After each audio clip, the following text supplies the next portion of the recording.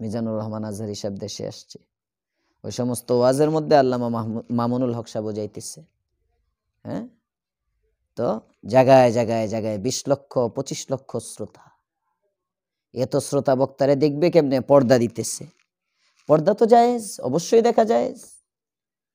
পর্দার মধ্যে পুরুষ পুরুষকে দেখবে, কিন্তু আবার মহিলা প্যান্ডেলও করতেছে, মহিলাদের ওখানেও পর্দা দেওয়া, মহিলাদের ওখানেও কি দেওয়া? পর্দা দেওয়া। মহিলা কি দেখা জায়েজ আছে পুরুষের পর্দার মধ্যে? হোক না সেটা ওয়াজ মাহফিল, যাইতেছে তো আল্লামা শাইখুল হাদিস ইবনে শাইখুল হাদিস। এখন যদি হঠাৎ করে এক মৌলবি কয়, আমার মতো সলিমউদ্দিন মোল্লা, ছোট মোটো মৌলবি যারে কেউ চিনে না, এ যদি এখন গিয়া মাঠে এই ফতোয়া দেয়, এই বাচ্চাই তো দাঁড়াইয়া যাবে, আরে শাইখুল হাদিস ইবনে শাইখুল হাদিস কি কম বুঝে আপনার চেয়ে? কথার কথা, কি মেসেজ দিতেছে যুবকদেরকে? দলিল এটা দিবে, কিছু মানুষ শূন্য যদি ভালো হয়, আল্লাহ বলে নাই গুনাহের মাধ্যমে তুমি আরেকজনরে ভালো বানাও, নিজে জাহান্নামী হইয়া তুমি আরেকজনরে জান্নাতি বানাও, এটা বলে নাই। হয় সুলতানুল আযা, অঙ্গ প্রত্যঙ্গের বাদশা। কিন্তু মানুষের মানবাঙ্গের মধ্যে এমন একটা অঙ্গ আছে, যে অঙ্গটা এই বাদশার উপরেও প্রভাব সৃষ্টি করে। যেমন পিএস, এরা বসের উপরে প্রভাব সৃষ্টি করে। দলের কর্মীরা অনেক সময় দলীয় প্রধানের উপরে প্রভাব সৃষ্টি করে। মুসল্লিরা অনেক সময় খতিবের উপরে প্রভাব সৃষ্টি করে। মুরিদ সব একসাথে হইয়া পীরের উপরে প্রভাব সৃষ্টি করে, বদলায় দেয় সব গুজারির ডেট। ছাত্র যখন ঐক্যমত হয়, তখন উস্তাদের উপর প্রভাব সৃষ্টি করে। বিভিন্ন মাদ্রাসার মধ্যে শুরু হয়েছে ভাইরাস। বর্তমানের মওজুদা ছাত্ররা অনেক জায়গায় বড় বড় মাদ্রাসা, অমুক মুহতামিম চেঞ্জ করতে হবে, অমুক শাইখুল হাদিস চেঞ্জ করতে হবে, অমুকরে বসাইতে হবে। বিভিন্ন মাদ্রাসায়, হাটহাজারী মাদ্রাসার থেকে এই আন্দোলন শুরু হয়েছে আহমদ শফী সাহেব হুজুর রহমতুল্লাহ আলাইহি থাকতে শেষের দিকে। তো যেমনি ভাবে উপরের স্তরের উপরে নিচের স্তর প্রভাব সৃষ্টি করে, শরীরের যত অঙ্গ আছে সমস্ত অঙ্গগুলোর মধ্যে সুলতানুল আযা, অঙ্গ প্রত্যঙ্গের বাদশা বলা হয় দিলকে। কিন্তু এমন একটা অঙ্গ আছে যে অঙ্গটা এই দিলের উপরে প্রভাব সৃষ্টি করে। তো বোঝা যায় ওইটার পাওয়ার কত। ওই আযা এর মধ্য থেকে ওই উযভটার নাম হলো চোখ। চোখ এটা বান্দার দিলের উপরে প্রভাব সৃষ্টি করে। চোখে যদি তুমি দেখো,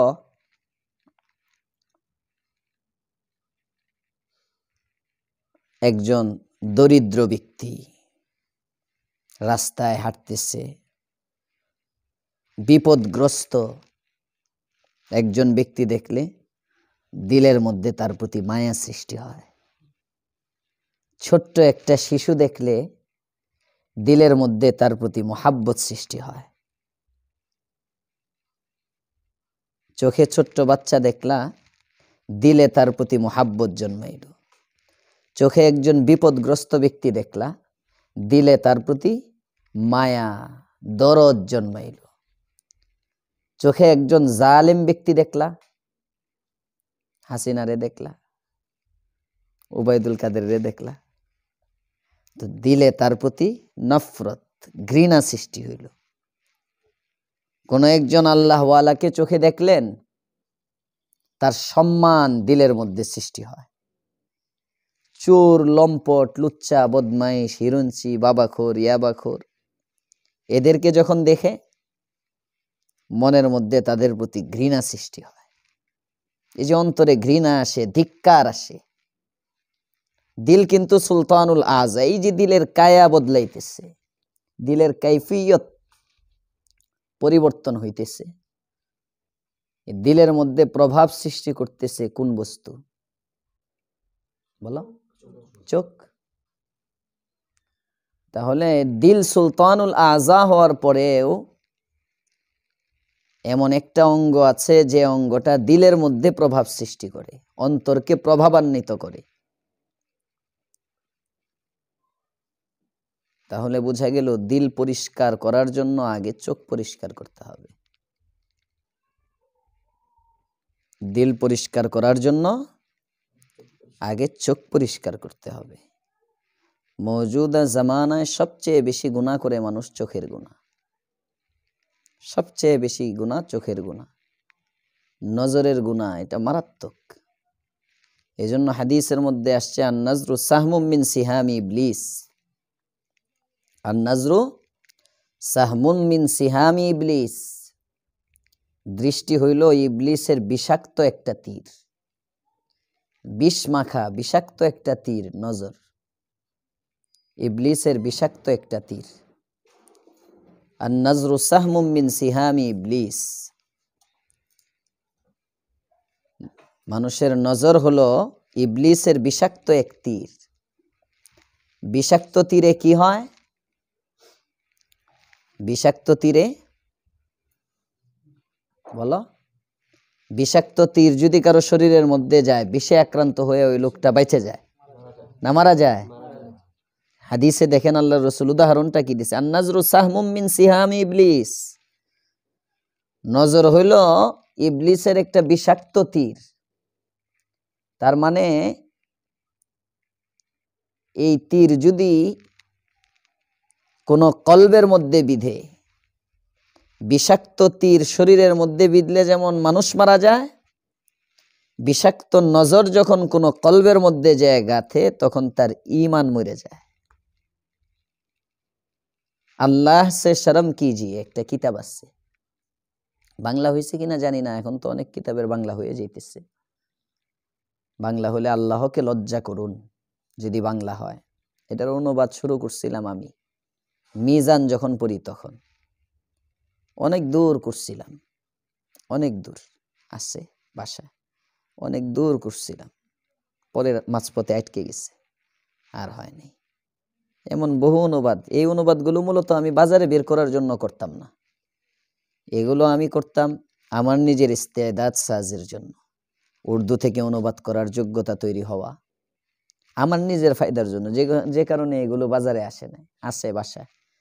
তোমরা দেখতে চাইলে শনিবার দিন বা সামনে যখন কাপড় আনতে যাও, মনে করো দিয়ে দিব মনে কপি, হ্যাঁ, যদি এক দুইজনের আগ্রহ হয় দেখে। এমনি ভাবে একটা আছে হেদায়েতুন নাহুর বছর অনুবাদ করছিলাম, এটা হলো কি যেন কিতাবটার নাম, আব্দুর রউফ সাহেবের, পাকিস্তানের দারুল উলুম করাচির উস্তাদ, সফর সংক্রান্ত একটা কিতাব, মোটা, সফরের আদাবে সফর, কিতাবের নাম আদাবে সফর। এটা আমার অনুবাদ করা আছে, তো বাজারে আসে না, এখন হয়তো কেউ বের করেও ফেলছে।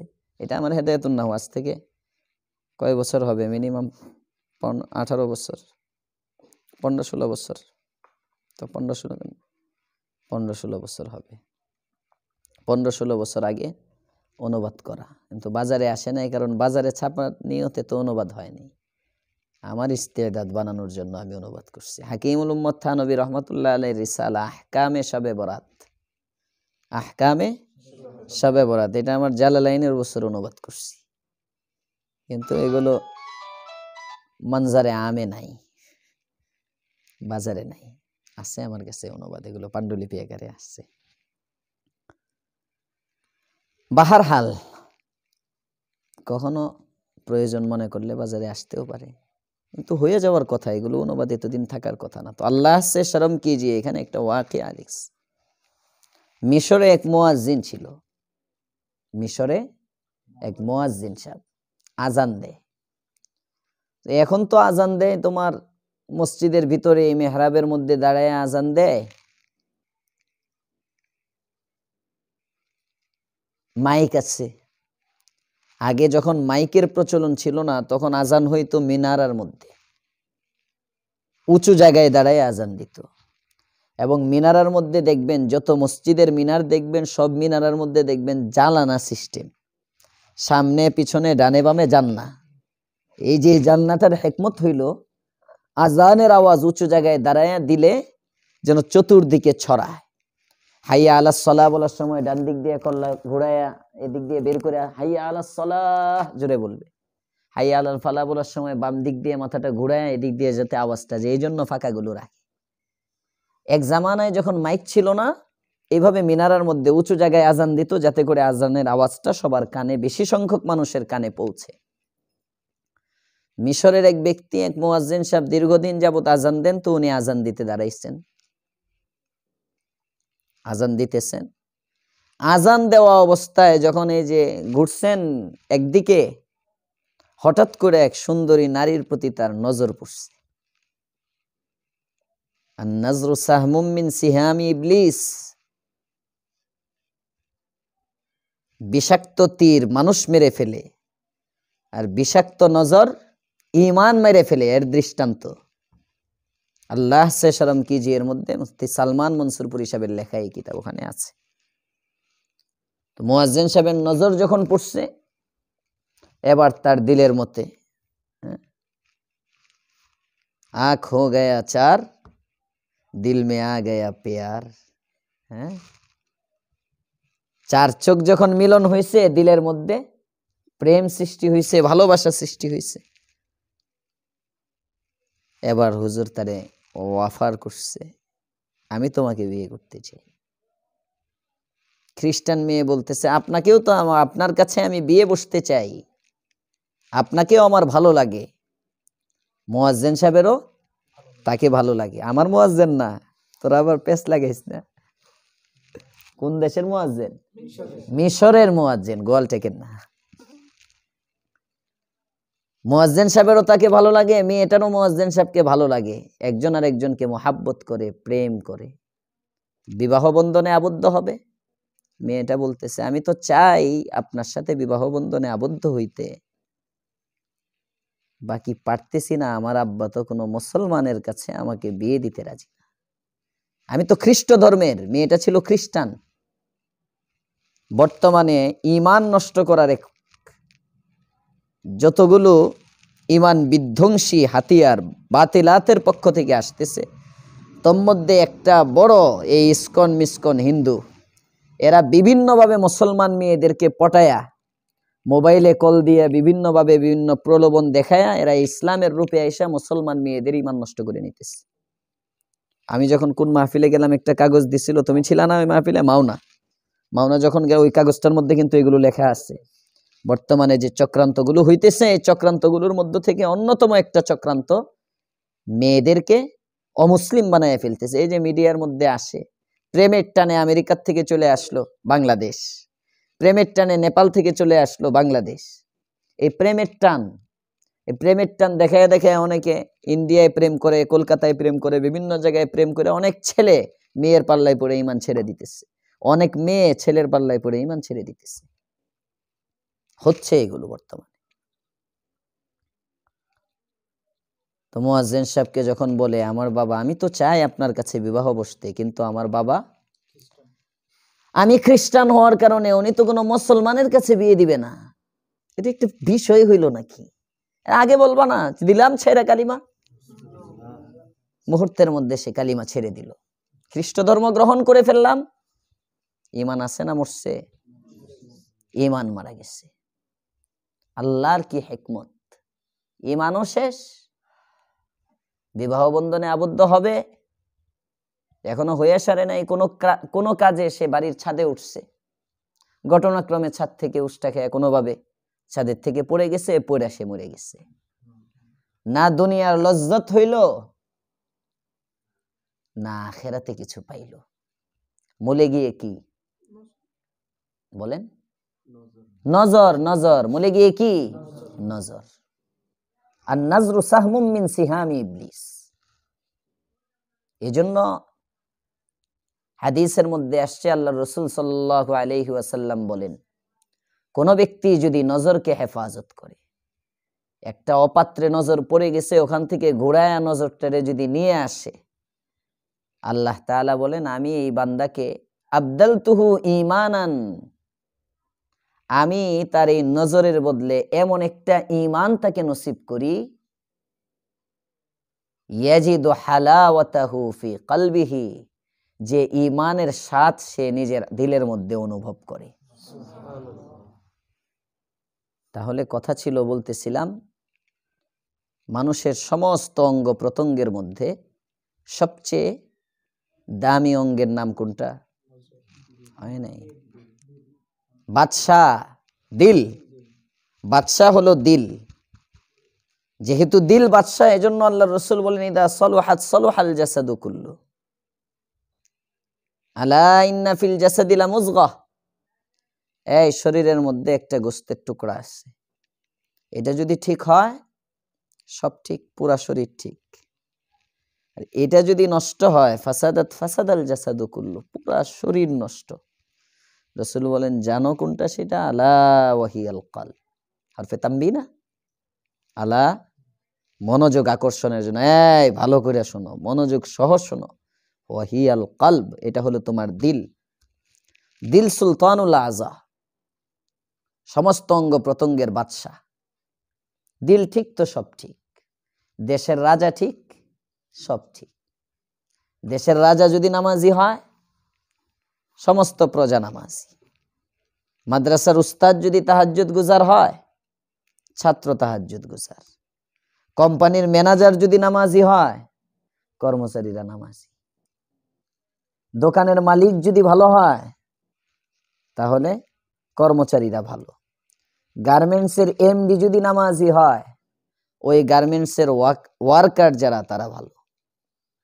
তো উপরেরটা যদি ঠিক হয়, নিচেরটা ওঠো। ফ্যামিলির মালিক বাবা যদি ভালো হয়, সন্তান ভালো। মা যদি ভালো হয়, মেয়ে ভালো। ঊর্ধ্বতন যারা আছে তারা যদি ভালো হয়, অধীনস্থ যারা আছে তারা ভালো হবে। এটা নিয়ম। আল্লাহর রাসূল বলেন, আলা ইন্না ফিল জাসাদি লামুযগাহ, একটা গোশতের টুকরা আছে তোমার দিলের মধ্যে, এটা যদি ভালো হয়ে যায়, তোমার পুরা শরীরটা ভালো। এটার নাম হলো কলব। কেন কলবের কথা বললেন? কলব সুলতানুল আযা, সমস্ত অঙ্গ প্রত্যঙ্গের বাদশা হলো এই কলব। তো একটা অঙ্গ এমন আছে যে অঙ্গটাই বাদশার উপর প্রভাব সৃষ্টি করে। এই বাদশার উপর যে অঙ্গ প্রভাব সৃষ্টি করে সবচেয়ে বেশি, এটার নাম হলো চোখ। চোখ আল্লাহ তাআলার অনেক বড় নিয়ামত। চোখ নাই তো পুরা দুনিয়া নাই। পুরা দুনিয়া সাজানো, কিন্তু চোখ নাই, তুমি দুনিয়া দেখতেছ না। তো চোখ নাই, তোমার দুনিয়া বেকার, পুরা দুনিয়া বেকার। বাবা দেখতেছ না, মা দেখতেছ না, বান্ধবী দেখতেছ না, বন্ধু দেখতেছ না, চোখ নাই তো কিচ্ছু নাই। এই চোখ ঠিক হবে, এই চোখ ঠিক হবে সোহবতে আহলুল্লাহর দ্বারা। আল্লাহ ওয়ালাদের সোহবতে আসার দ্বারা এই চোখ ঠিক করার একটা উদ্দেশ্য। বদনেগাহি থেকে বাঁচায়। এই যে আসছেন সবক নেওয়ার জন্য, বদনেগাহি থেকে বাঁচা, এটা একটা সবক। দিল বানানোর জন্য, দিল সুন্দর করার জন্য চোখকে আগে সুন্দর করতে হবে, পরে গিয়ে দিল সুন্দর হবে। চোখ যদি খারাপ থাকে, তাহলে দিল ভালো করার কোনো সুরত নেই। নজর যদি বদ হয়, খারাপ হয়, তাহলে 3টা ক্ষতি। আর নজর যদি ভালো হয়, 3টা লাভ। নজর যদি খারাপ হয়, 3টা ক্ষতি। নজর যদি ভালো হয়, 3টা লাভ। 1 নম্বর ক্ষতি হইল বদনজরির দ্বারা, আল্লাহর রাসূল বলেন, সাহমুম মিন সিহামি ইবলিস, এটা ইবলিসের একটা বিষাক্ত তীর। এই বিষাক্ত তীর যার মধ্যে লাগবে, সেটার ঈমান চলে যাবে, ঈমান যাবে। আমল তো যাবেই, ঈমান পর্যন্ত নিয়ে যাবে। 2 নম্বর ক্ষতি, আল্লাহর রাসূল বলেন, লাআনাল্লাহুন নাযিরা ওয়াল মানজুরা ইলাইহি, অপাত্রে যে ব্যক্তি তাকায়, যে গায়রে মাহরামকে দেখে, যে জিনিস দেখে। এখানে দেখেন, গায়রে মাহরামের প্রতি নজরে সীমাবদ্ধ করে নাই, আম বলছেন যে এক ধরনের দৃষ্টিকারী আছে যাদের উপরে আল্লাহ তাআলার লানত। এটা ছবি দেখলে ছবি দেখনেওয়ালার উপরে আল্লাহর লানত। এটা টিভি দেখলে টিভি দেখনেওয়ালার প্রতি আল্লাহর লানত। এটা ল্যাংটা নারী দেখলে নারী দেখনেওয়ালার প্রতি আল্লাহর লানত। এটা যদি বেগানা গায়রে মাহরামের দিকে দেখে তার প্রতি আল্লাহ তাআলার লানত। তাহলে নজর বদনজরির 2 নম্বর ক্ষতি কি? 24 ঘন্টা আল্লাহর লানত, আল্লাহর অভিশাপ। যে ব্যক্তি আল্লাহর অভিশাপের মধ্যে থাকে পিশাবের দোয়ায় তারে পার করে দেয়। হ্যাঁ, পারবে? আল্লাহর চেয়ে বড় কি আছে? আল্লাহর সাথে টেক দেওয়ার মতো ক্ষমতাটা আছে কার? চিন্তা করেন। তাহলে 2 নম্বর ক্ষতি, সব সময় আল্লাহ তাআলার লানতে থাকে। ওদিক দিয়ে 1 নম্বর উপকার হলো যদি কেউ নজরকে হেফাজত করে আল্লাহ তাআলা তাকে ঈমানের স্বাদ দান করে। 2 নম্বর উপকার হলো এই ঈমানের স্বাদ আস্তে আস্তে আল্লাহ তাআলা বাড়ায়া বাড়ায়া ইবাদতের মধ্যেও মজা দিয়ে দেন। প্রথমে লজ্জতে ঈমান দান করেন, তারপরে লজ্জতে ইবাদত দান করেন। আমরা ইবাদত করি কিন্তু মজা লাগে না। মজা লাগে? মজা লাগে না। নামাজ পড়তেছি, তবলিগের মধ্যে চিল্লা লাগাইছি 3টা, এখন যদি নামাজ না পড়ি মাইনসে কি কইব? মুবাল্লিগ সাহেব নামাজ পড়ে না। হুজুরের কাছে মুরিদ হইছি, এখন যদি নামাজ না পড়ি মাইনসে কি কইব? খতিব সাহেবের কাছে থাকে, নামাজ পড়ে না। বুঝো নাই? মাদ্রাসায় ভর্তি হইছি, মাদ্রাসায় থাকি, জুব্বাটা লাগানো, যদি নামাজ না পড়ি মাইনসে কি কইব? মাদ্রাসার ছাত্র নামাজ পড়ে না। এক মসজিদের খতিব, এক খানকার পীর, মাদ্রাসার শাইখুল হাদিস, যদি নামাজ কাজা করি মাইনসে কি কইব? আরে এত বড় হুজুর নামাজ পড়ে না। এটা কিন্তু মজায় পড়তেছে না, মজায় না। মানুষে কি বলবে এটার জন্য, এটা মজা হইল? আরেকটা হলো না, ইবাদতের মজা,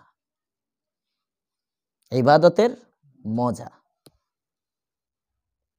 ইবাদতের মজা বুঝে। ইবাদতের মজা না, আমার নামাজের মধ্যে একটা মজা, না পড়লে ভালো লাগে না। কিছু মানুষের যেমন গান না শুনলে ভালো লাগে না, কিছু মানুষের নামাজ না পড়লে ভালো লাগে না। বুখারী শরীফের মধ্যে একজন রাবি আছে, বুখারীর সনদে, হযরতে সাবেত আল বুনানি, সাবেত আল বুনানি আছে, তোমরা এটা পাইবা ফাজাইলে নামাজের মধ্যে। সম্ভবত ফাজাইলে আমল আছে না, ফাজাইলে আমলের ফাজাইলে নামাজ অধ্যায়ের মধ্যে সম্ভবত এই কথাটা আছে, আমার নজরে একদিন পড়ছিল মনে হয়। হযরতে সাবেত আল বুনানি ওনার ইন্তেকালে নামাজের তো আশিক ছিলেন। উনি আল্লাহর কাছে দোয়া করতেন, আল্লাহ আমি যাতে কবরে, আমার কবরেও যাতে আমি নামাজ পড়তে পারি, কবরেও যাতে আমি নামাজ পড়তে পারি। ঘটনাক্রমে ওনাকে যখন কবরে রাখা হয়েছে, এক ব্যক্তি ওনাকে স্বপ্ন দেখছেন যে উনি কবরের মধ্যে, আল্লাহ তাআলা তাকে নামাজের সুযোগ দিয়েছেন, উনি কবরের মধ্যে নামাজ পড়তেছে। এইভাবে কিতাবে পাওয়া যায়। আর আমাদের ফরিদাবাদে হযরত মুহতামিম শাহ হুজুর বুখারীর দর্সে যখন এই ওয়াকিয়া বলছিলেন আমাদেরকে, নামাজের আহমিয়ত বুঝাইতে গিয়ে, তখন হুজুর বলছিলেন যে কবরে সাবেত আল বুনানিকে যখন রাখা হয়েছে, তো ঘটনাক্রমে ওই কোন ব্যক্তির, যারা কবর খনন করছে, তাদের কিছু একটা কবরের মধ্যে পড়ে গেছে, তাদের কিছু একটা কবরের মধ্যে পড়ে গেছে। তো ওইটা উঠানোর জন্য ওই ব্যক্তি আবার একটু পরে কবর যখন খনন করে কবরের মাটি আবার সরায়, তো দেখে সাবেত আল বুনানি নামাজ পড়তেছে। বাহ্যিক চোখে দেখছে, লাশে কি করে? নামাজ পড়ে। তখন তালাশ করা শুরু করছে, কি ব্যাপার, কবরের মধ্যে এই ব্যক্তি নামাজ পড়ে কেন? সারা জিন্দেগি আল্লাহর কাছে চাইছে, আল্লাহ জীবদ্দশায় সেজদার যে লজ্জত পাইছি, কিয়ামত পর্যন্ত এত লম্বা সময়, না জানি কত বছর, এই সময়টা আমি সেজদা ছাড়া থাকবো কেমনে? আমি এই সময়টাও তোমার কাছে সেজদাই থাকতে চাই। এগুলোকে বলা হয় ইবাদতের লজ্জত।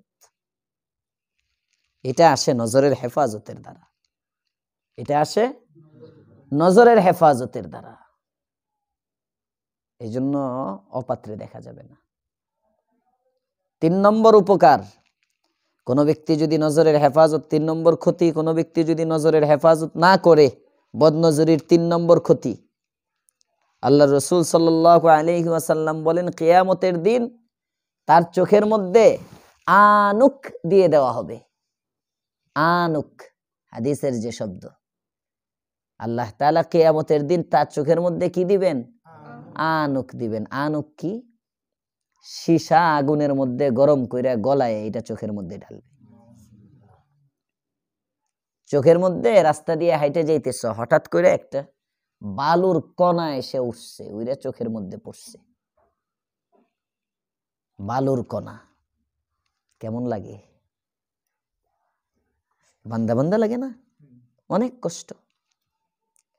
এই ধুলির কণা, বালু কণা যদি চোখের কোণার মধ্যে থাকে, এত জ্বালায়।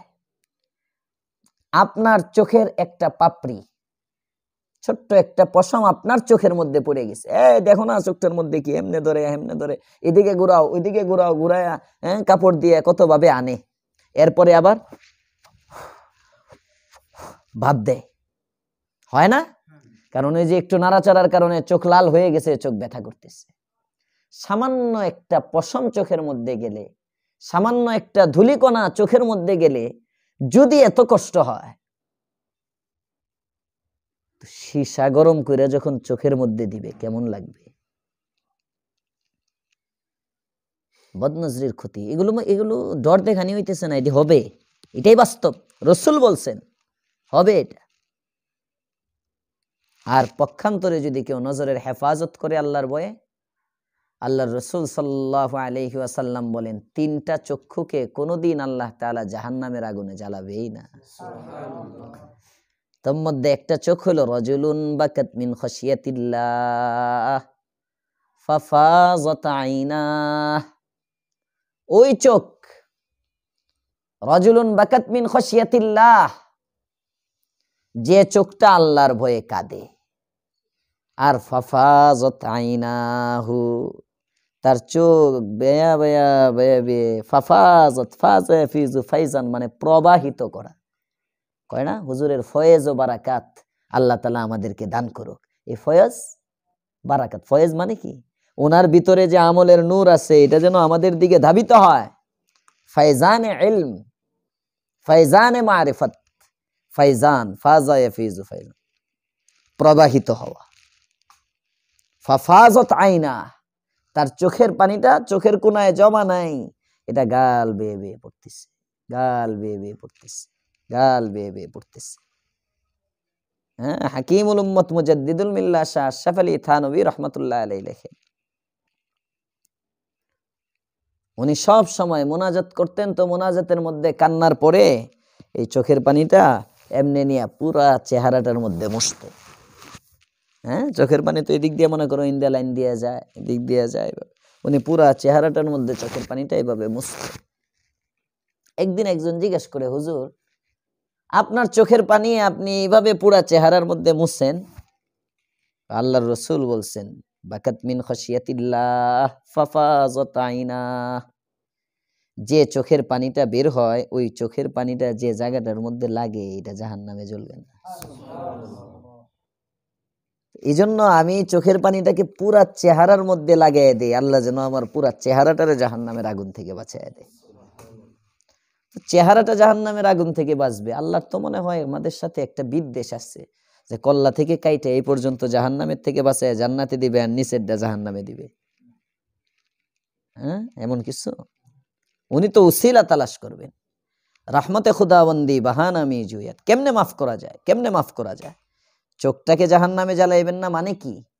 যে ব্যক্তি নজরের হেফাজত করবে তাকে আল্লাহ কখনো জাহান্নামে জ্বালাবেন না, তাকে আল্লাহ তাআলা চিরস্থায়ী জান্নাতের মালিক বানায় দিবেন। এই জন্য নজরের হেফাজত এটা বড় আহাম জিনিস। যুবক যুবক মানুষ তোমরা, হ্যাঁ, আমার মুরিদান তো আকসার যুবক, আকসার কি সব দিয়ে যুবক। এখনো বুড়া কেউ, সর্বোচ্চ বয়স্ক যেটা এটার বয়স মনে হয় 41, 42, 43 হইতে পারে আমার মুরিদানদের মধ্যে। ওইরকম বুড়া এখনো কেউ 40-এর পরে যদিও বার্ধক্য, কিন্তু এরকম বুড়া এখনো মুরিদ হয় নাই যারা আছে। তোমরা জওয়ান মানুষ, যৌবনে যদি নজরের হেফাজত করো, এখন এখন এখন জমা করবা, সঞ্চয় করবা। সরকারি চাকরি যেমন যখন উদ্যমতা থাকে শরীরের মধ্যে তখন চাকরি করে পরে রিটায়ার, হ্যাঁ, আমল করতে করতে ক্লান্ত হয়ে যায় না এক সময়, রিটায়ার্ড, ডবল ক্লান্ত, এটা না অর্থ হয়? টায়ার্ড মানে তো ক্লান্ত, আর পুনরায় ক্লান্ত হয়েছে মানে একবার ক্লান্ত হয়ে আবার হয়েছে, রিটায়ার্ড। তো কাজ করতে করতে উনি একদম ডবল ক্লান্ত, আর কাজ করার কোনো সুযোগ নাই, সুতরাং ওনাকে এখন অবসরে পাঠাও।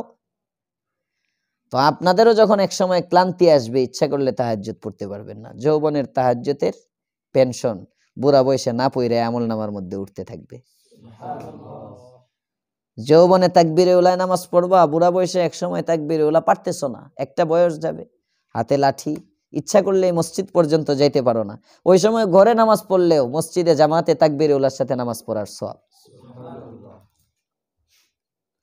এখন রোজা রাখেন, নফল শক্তি আছে, বুড়া বয়সে খালি খাইবা দুমায়া, নফল রোজার কোনো শক্তি নাই, কিন্তু রিটায়ার্ড পেনশন, রোজার পেনশন। এখন নজরের হেফাজত করো, এখন নজরের হেফাজত করো, এক সময় আসবে নজরের হেফাজতের দরকার হবে না। হ্যাঁ, সব খুললে তোমার সামনে নাচলেও তোমার ওইদিকে কোনো রগবত আসবে না, শাহওয়াত আসবে না, নাই কিছু তোমার ভিতরে যাইব কই। এক সময় গুলিস্তার মধ্যে আছে না, দরজওয়ানি তওবা করদান সেওয়ায়ে পয়গম্বরি ওয়াক্তে পীরি গুর্গ জালেম মিশাওয়াত পরহেজগারি। গুলিস্তা, গুলিস্তা 8 খণ্ডের একটা কিতাব, গুলিস্তা 8 খণ্ডের একটা কিতাব। আমাদের মাদ্রাসার মধ্যে বাবে আউয়াল আর বাবে হাস্তমের কিছু পড়ানো হয়, হাস্তম আর আউয়াল পড়ানো হয়, বাকি মাঝের 6 খণ্ড পড়ানো হয় না। কিন্তু পুরা গুলিস্তা বাজিকর আশহার চেবিনি দর খুরুশাস্ত ওয়ালে দানা দরি মানা কে গোশাস্ত নবুল বুলবর গুলাস তসবিহ খানিস্ত বাহার কারে বা তসবিহার জবানিস্ত। এটাও গুলিস্তার শের, মধ্যের খণ্ডগুলোর, মাঝখানের খণ্ডগুলো। গুলিস্তা 8 খণ্ডই আমার কাছে একটা সরা আছে, এটা পুরো টাইম পড়ছি। বাহারে গুলিস্তা একসাথে সবুজ রঙের একটা সরা পাওয়া যায় বাজারে, মাক্তাবে রশিদিয়ার মনে হয়। এটা কিনে আমার ছাত্র জামানায় পুরো 8 খণ্ডই আমি মোতালা দেখছি, একদম বাবে আউয়াল থেকে। আমরা পড়াইছি তো শুধু বাবে আউয়াল আর বাবে হাসতাম, তো মাঝের খণ্ডগুলো ওখানে আছে, বড় সুন্দর সুন্দর কিচ্ছা কাহিনী আছে। তো ওয়াক্তে পীরি দর জওয়ানি তওবা করদান সেওয়ায়ে পয়গম্বরি, যুবক বয়সে তওবা করা এটা পয়গম্বরের স্বভাব, সেওয়া আখলাক। কারণ ওয়াক্তে পীরি গুর্গ জালেম মিশাওয়াত পরহেজগারি,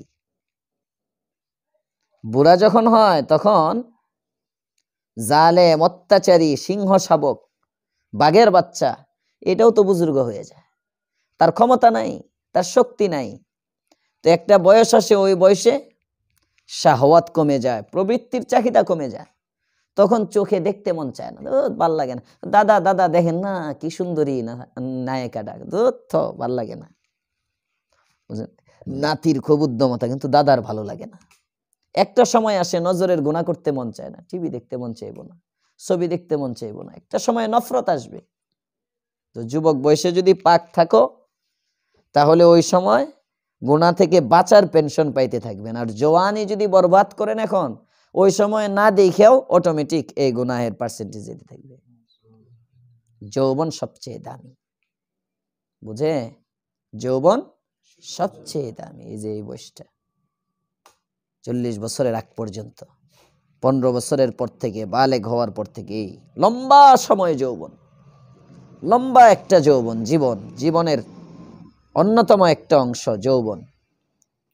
এই যৌবন সুন্দর হবে, যৌবন ঠিক থাকবে নজরের হেফাজতের দ্বারা। যৌবনের গুনাহ হয় নজর ঠিক মতো না, নজরের অপাত্রে দেখার দ্বারা যৌবন নষ্ট হয়। এই জন্য নজরের হেফাজত করবেন ইনশাআল্লাহ, নজরের হেফাজত করেন। এগুলোই তাসাউফ। আমি বারবার বলি এটাই তাসাউফের মূল। আপনি গুনাহমুক্ত জীবন গড়বেন, আপনি সবচেয়ে বড় পীর। আমার খালু শ্বশুর মহিউসুন্নাহ আল্লামা মাহমুদুল হাসান সাহেব দামাত বরকাত ওই দিন এক জায়গায় বলতেছিলেন যে দ্বীনের স্বার্থে, মানে গুনাহের মাধ্যমে দ্বীনই কোনো স্বার্থ বাস্তবায়ন করা জায়েজ নেই। একটু দেখে ফেলি, একটু এই করে ফেলি, একটু সেই করে ফেলি। ওই যে সারা দেশ চলতেছে একদিকে, মৌলবীরা চলতেছে একদিকে, বিরাট বড় বড় মাহফিল করতেছে, মিজানুর রহমান আজহারি সাহেব দেশে আসছে, ওই সমস্ত ওয়াজের মধ্যে আল্লামা মামুনুল হক সাহেব যাইতেছে। হ্যাঁ, তো জায়গায় জায়গায় জায়গায় 20 লক্ষ 25 লক্ষ শ্রোতা, এত শ্রোতা বক্তারে দেখবে কেমনে? পর্দা দিতেছে। পর্দা তো জায়েজ, অবশ্যই দেখা জায়েজ, পর্দার মধ্যে পুরুষ পুরুষকে দেখবে, কিন্তু আবার মহিলা প্যান্ডেলও করতেছে, মহিলাদের ওখানেও পর্দা দেওয়া, মহিলাদের ওখানেও কি দেওয়া? পর্দা দেওয়া। মহিলা কি দেখা জায়েজ আছে পুরুষরে পর্দার মধ্যে? হোক না সেটা ওয়াজ মাহফিল, যাইতেছে তো আল্লামা শাইখুল হাদিস ইবনে শাইখুল হাদিস। এখন যদি হঠাৎ করে এক মৌলবী কয়, আমার মতো সলিমউদ্দিন মোল্লা, ছোট মোটো মৌলবী যারে কেউ চিনে না, এ যদি এখন গিয়া মাঠে ফতোয়া দেয়, এই বাচ্চাই তো দাঁড়াইয়া যাবে, আরে শাইখুল হাদিস ইবনে শাইখুল হাদিস কি কম বুঝে আপনার চেয়ে? কথার কথা। কি মেসেজ দিতেছে যুবকদেরকে? দলিল এটা দিবে, কিছু মানুষ শূন্য যদি ভালো হয়, আল্লাহ বলে নাই গুনাহের মাধ্যমে তুমি আরেকজনরে ভালো বানাও, নিজে জাহান্নামী হইয়া তুমি আরেকজনরে জান্নাতি বানাও, এটা বলে নাই। তোমার আখেরাত বরবাদ করিয়া তুমি আরেকজনরে আমলে উঠাও না, আগে তুমি বাঁচো। নিজে বাঁচলে বাপের নাম, আমার কবরে আমি যাব, আগে আমার বাঁচতে হবে। বাঁচবেন ইনশাআল্লাহ, আল্লাহ বাঁচাবে, নজরের হেফাজত করে। জোয়ান জোয়ান মানুষ তোমরা, এজন্য এটা বললাম, নজরের হেফাজত করো। রজব মাস শুরু হয়ে গেছে, দোয়া পড়ো, আল্লাহুম্মা বারিক লানা ফি রজব ওয়া শাবান ওয়া বাল্লিগনা রমাজান। আল্লাহুম্মা বারিক লানা ফি রজব ওয়া শাবান ওয়া বাল্লিগনা রমাজান। আল্লাহুম্মা বারিক লানা ফি রজব ওয়া শাবান ওয়া বাল্লিগনা রমাজান। রজব মাস শুরু হইলে আল্লাহর রাসূল এই দোয়া পড়তেন এবং পরিবারকে পড়াইতেন। দোয়াটার অর্থ কি? হে আল্লাহ, রজব এবং শাবানে আমাকে বরকত দাও এবং রমজান পর্যন্ত আমারে হায়াত দাও। তার মানে সামনে রমজান আসতেছে, রজব থেকে আল্লাহর রাসূল রমজানের প্রস্তুতি শুরু করতেন। রজব থেকে আল্লাহর রাসূল রমজানের প্রস্তুতি শুরু করতেন। আমাদের সব গুজারিটা মাশাআল্লাহ এমন একটা দিনে হয়েছে, রজব শুরু হয়ে গেছে, একটা বাবরকত সব গুজারি। তো আজকের রাতটাও বরকতি রাত। আজকের রাত একে তো জুমার রাত, দ্বিতীয়ত রজবের রাত, বরকত শুরু হয়ে গেছে। এই জন্য রাতটাকে হেলাই খেলাই না কাটাই। হ্যাঁ, ঘুমটাও ইবাদত। সাথী সঙ্গীরা, আমার তো প্রোগ্রাম আছে, মাহফিলে যাব, মাহফিল থেকে ইনশাল্লাহ চলে আসবো, শেষ রাত্রের আমল করব। শেষ রাত্রের আমল হবে। যে বয়ানটা 7:30টায় বা 8টায় শুরু করতাম এশার আগ দিয়ে, ওই বয়ানটা এখন করে ফেললাম। যে কথাগুলো হলো এগুলো সাথীরা আসলে রাত্রে খাওয়া দাওয়ার পরে একটু মুজাকারা করে নেবেন। হ্যাঁ, এশার নামাজের পর পরে আসে না জাদুস সাঈদ, দুরুদের আমলটা করে দিও। যেভাবে হয় বৃহস্পতিবার জুমার রাত এশার নামাজের পরে হাফেজ হাসান মাহমুদ ও ইনশাল্লাহ দুরুদের আমল করে দিবে। এশার পরেই তো হয়, এশার নামাজের পরে দুরুদের আমল হবে। সবাই মনোযোগের সাথে, আজমতের সাথে, দুরুদের আজমত নিয়ে তুমি পড়বা, আজমত নিয়ে তোমরা শুনবা। হ্যাঁ, দুরুদের সাথে যেন কোনো বেয়াদবি না হয়, ওই সময় এদিক সেদিক না থাকা, অমনোযোগী না থাকা। এরপরে দস্তরখানের আমল হবে। মোকাররম আসছো, তারপরে নোমান আসছো তোমরা। হ্যাঁ, আজকে তো ছুটির দিনই, পড়ালেখার পাশাপাশি একটু নজর রাখো। যাই আছে এরা তো মেহমান। হ্যাঁ, প্লেট টেট আছে না, একটু তোমরা নজর রাখো। ঠিক আছে ইনশাল্লাহ। আসাদ 3জন খাদেম হইলেই বেশি হয়ে যায়, লাগে না। তারপরে তোমরা এর লেগে তুই নয়ছো, তো তোমরা একটু মেহমানদারি করো, মেহমানদারির সবও পাই যাইবে। হ্যাঁ, এরা তো মেহমান, যদিও এরাও ছাত্র হিসাবে এখানে আসে, বাকি এরাও মেহমান। দস্তরখানের আমল, তারপরে ঘুমের আমল হবে। ঘুমটাও ইবাদত। অনেকে আপনারা কষ্ট করেন, সারাদিন অফিস থেকে আসেন, ঘুমিয়ে যাবেন। শেষ রাত্রে ইনশাল্লাহ আমি আইসা, তারপরে তাহাজ্জুদের আমল হবে, জিকিরের আমল হবে, ফজরের পরে আখেরি নসিহত হবে ইনশাআল্লাহ। ঠিক আছে ইনশাআল্লাহ। এইভাবে এর মধ্যে ওই যে আপনারা নামাজের প্রস্তুতি নিতে হইলে নামাজের প্রস্তুতি ফাঁকে নিয়ে নেন। এখন পরে হাবেশা বেশে ইনশাআল্লাহ 7:30 থেকে আপনাদের মস্ক। আজকে দোয়ায়ে কুনুত শুনবে এবং তাশাহুদ শুনতে বলে গেছি, প্রত্যেকের নাম লিখে লিখে। হ্যাঁ, পরে আমি আবার এটা রিপোর্ট নিব। জিন্দিগি বানান ভাই, জিন্দিগি অটো বনে না, জীবন বানান। মাসে একটা দিন দিতেছেন কষ্ট করে, এটা কন্টিনিউ করেন। হ্যাঁ, এবং আমলের ধারাবাহিকতা রক্ষা করেন। আমাদের সমাজের হালত হইল ওয়াজ শুনতে খুব মজা পায়। অনেক সব গুজারির মধ্যে খালি ওয়াজই হয়। মাগরিবের নামাজের পরে হজরতের কিছু খুলাফায়ে কেরাম বয়ান করেন, এশার নামাজের পরে মেন পিসাব এসে কিছু বয়ান করেন, ফজরের নামাজের পরে আবার হুজুরের বয়ান, ওয়াজই হয়। এত ওয়াজ দিয়ে কি করবা? ওয়াজ কম হোক, কাম করো, কিছু করো। আমি বারবার যে কথা বলি আজকে আবারও স্মরণ করাইয়া দিতেছি, এটা প্রতি সব গুজারিতেই বলবো, এটা একটা তাকরার। ইজা তাকাররারা তাকাররারা ফিল কলব। হাকিমুল উম্মত থানবী রহমাতুল্লাহ আলাইহির খানকার মুরিদানদের কথা। হযরত থানবী রহমাতুল্লাহ আলাইহি কি বলতেন, যে আমার খানকার আদনা মুরিদ অন্য খানকার পীরের চেয়েও ভালো আমলওয়ালা, সুন্নত ভালো বুঝে। অনেক খানকার পীরও বুঝে না, কিন্তু আমার খানকার আদনা মুরিদও বুঝে। এ ধরনের মুরিদ হন, এই বস্তাবর্তী মুরিদ দরকার নেই, পীরের ব্যবসা দরকার নেই। যে কয়েকজন আসো তোমরা গঠন হও, নিজেকে গঠন করো, আস্তে আস্তে সুন্নতওয়ালা হয়ে যাও, পরিপূর্ণ সুন্নত। তোমরা উসওয়া হও। মেসওয়াক লাজিমি করো।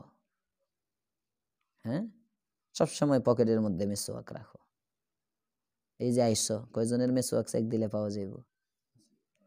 হ্যাঁ, কয়জনের আছে দেখি, যারা মরিদান আছে?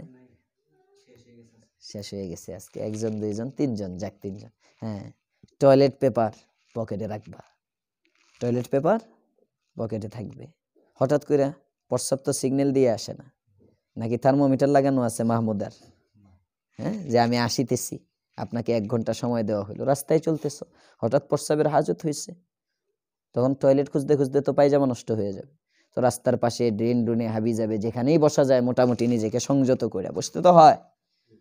পানিও তো নাই ওখানে, তো কলের সিস্টেম নাই, তো টিস্যু পেপারও যদি না থাকে তখন জারা মেরে উঠে গেলেন। একটু পরে আজান হইলো, নামাজ পড়তে পারে না। অনেক যুবক নামাজ পড়তে পারে না, নামাজের দাওয়াত নিয়ে যাও, হুজুর কাপড়ে একটু সমস্যা। অনেক যুবক প্যান্টে একটু সমস্যা। কেন? মুসলমানের বাচ্চারা আবার প্যান্ট নাপাক থাকবে কেন? কারণ প্রস্রাব শিখে নাই। যেহেতু প্রস্রাব শিখে নাই, এজন্য মুসলমানের বাচ্চার প্যান্ট নাপাক। এ যদি প্রস্রাবের মধ্যে ইসলাম আনতো, তাহলে তো তার প্যান্ট নাপাক হয় না। নামাজ তো সহজ, পানি নাই তায়াম্মুম করে নামাজ পড়বা, শরীর তো সবসময় পাক রাখবা, কাপড় তো সবসময় পাক রাখবা। বুঝতেছেন? এগুলো করেন, এগুলোর দ্বারা জিন্দেগি সুন্দর হয়। দাইমি সুন্নত আছে কিছু, হ্যাঁ, এই দাইমি সুন্নত গুলোর উপরে আমল করো, এই সুন্নত গুলোতে ওঠো। সবাই সাথে আতর রাখো, আতরের ঘ্রাণ, বেশি বেশি আতর ব্যবহার করো। খুশবু, শুধু শুক্রবারের সুন্নত না, খুশবু সুগন্ধি ব্যবহার করা এটা সমস্ত আম্বিয়া কেরামের সুন্নত, তামাম আম্বিয়া কেরামের সুন্নত।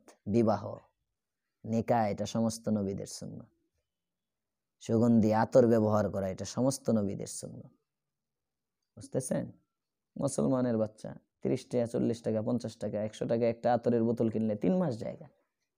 ভালো একটা গ্রানোলা আতর সাথে রাখেন, এগুলো লাগান।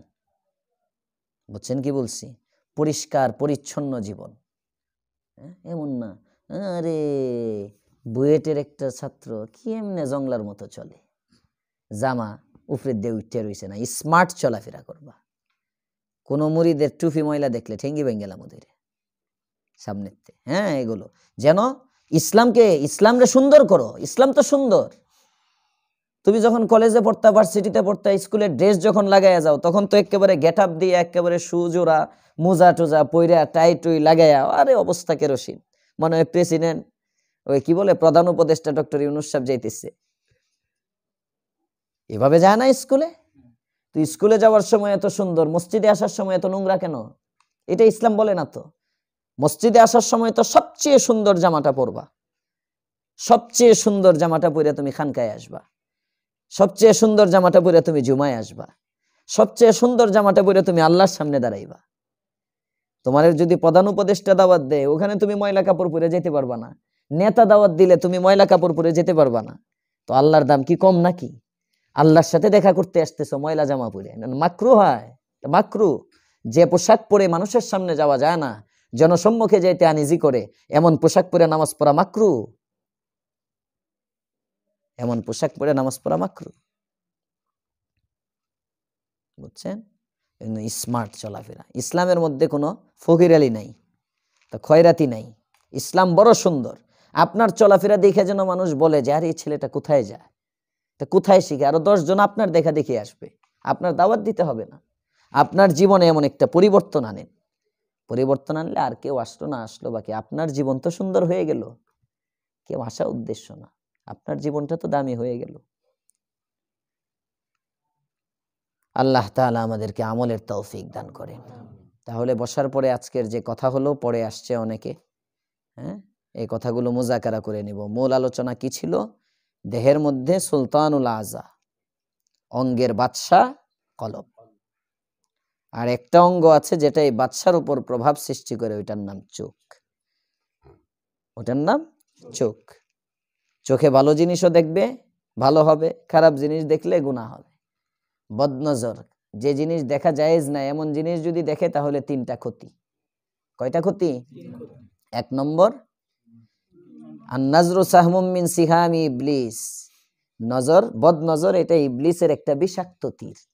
বিষাক্ত তীরে যেমন শরীর নষ্ট হয়, বিষাক্ত নজরে ঈমান নষ্ট হয়, ঈমানের জন্য খতরা। 2 নম্বর, আল্লাহ তাআলা তার উপর অভিশাপ করেন, অভিশাপ করেন। 3 নম্বর, তার চোখের মধ্যে কিয়ামতের দিন আল্লাহ তাআলা গরম সীসা গরম করে আল্লাহ তাআলা চোখের মধ্যে ঢেলে দিবেন, নাউজুবিল্লাহ। আর যদি পক্ষান্তরে নজরের হেফাজত করে, ঈমানি কুওয়াত বাড়ে, ঈমানের মজা পাওয়া যায়। 2 নম্বরে এই ঈমানি কুওয়াতটা বাড়তে বাড়তে ইবাদতের মজা, ইবাদতের মধ্যে আমলের মধ্যে লজ্জত আসে। 3 নম্বরে আল্লাহ পাক রব্বুল আলামিন জান্নাত দিয়ে দেন, জাহান্নাম থেকে এমন চোখওয়ালাদেরকে মুক্ত করে দেন। আল্লাহ আমাদেরকে নজরের হেফাজতের তৌফিক দেন, দিল বানানোর তৌফিক দান করেন, আমিন। সুবহানাল্লাহি ওয়া বিহামদিহি, সুবহানাকাল্লাহুম্মা ওয়া বিহামদিক, আশহাদু আল্লা ইলাহা ইল্লা আনতা আস্তাগফিরুক।